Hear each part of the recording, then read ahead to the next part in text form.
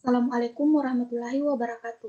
Perkenalkan, nama saya Vera dengan NIM E2812004 dari kelas AGT 1. Baiklah, di sini saya akan menjelaskan mengenai penyakit antraknosa pada tanaman cabai.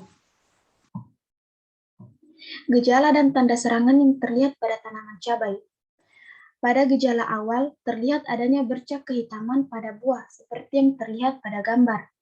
Kemudian, pada daun dan batang, terdapat bintik kecil berwarna abu-abu kecoklatan dengan tepian coklat tua.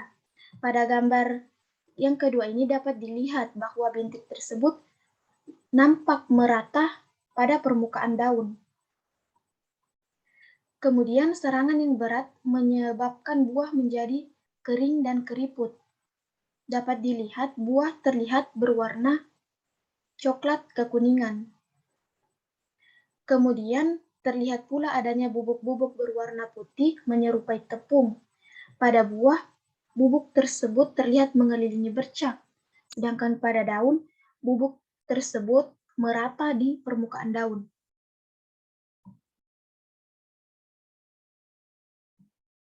Selanjutnya, berdasarkan hasil wawancara pada petani yang dilakukan bersama Ibu Ahrida yang berusia 51 tahun, yang dilakukan di Marawola, Kabupaten Sigi, hasil yang diperoleh yaitu Ibu Ahrida selaku petani tidak mengetahui nama penyakit serta nama patogen yang menyerang tanaman cabai tersebut. Nah, berdasarkan kajian literatur, diketahui bahwa nama penyakit yang menyerang tanaman cabai tersebut yaitu penyakit antraknosa. Penyakit antraknosa ini merupakan salah satu penyakit utama pada tanaman cabai. Penyakit antraknosa ini dapat mengakibatkan berkurangnya hasil panen 45-60%. Nama patogen yang menyerang tanaman cabai tersebut yaitu Colytotrichum capsici. Jamur ini dapat hidup pada tanah, sisa-sisa tanaman, ataupun pada buah yang terinfeksi. Patogen ini dapat menyerang pada buah yang telah mengalami luka maupun secara langsung. Melalui adanya percikan air, angin, dan manusia, spora dari jamur ini dapat menyebar dari tanaman satu ke tanaman yang lain. Mekanisme serangan penyakit antraknosa ini awalnya menginfeksi buah cabai yang memasuki masa tua.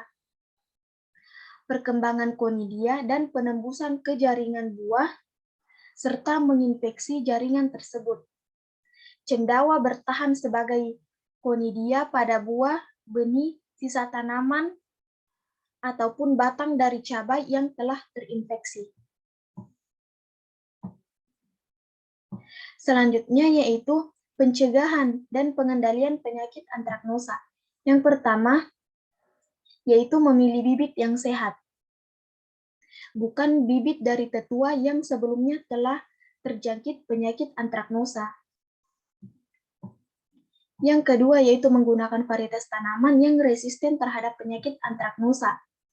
Metode ini merupakan salah satu cara yang dianjurkan karena tergolong ekonomis.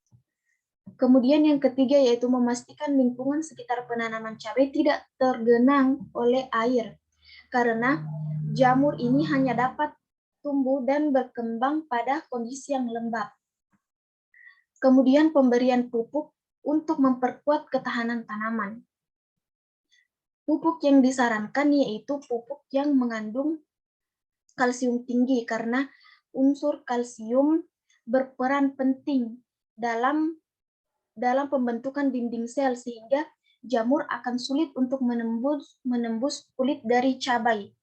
Kemudian dianjurkan untuk tidak menggunakan pupuk yang mengandung unsur nitrogen tinggi karena dapat membuat tanaman cabai menjadi rimbun, di mana akan mengakibatkan kondisi lingkungan cabai menjadi lembab. Dan yang terakhir yaitu pemberian fungisida nabati, misalnya menggunakan tanaman mimba.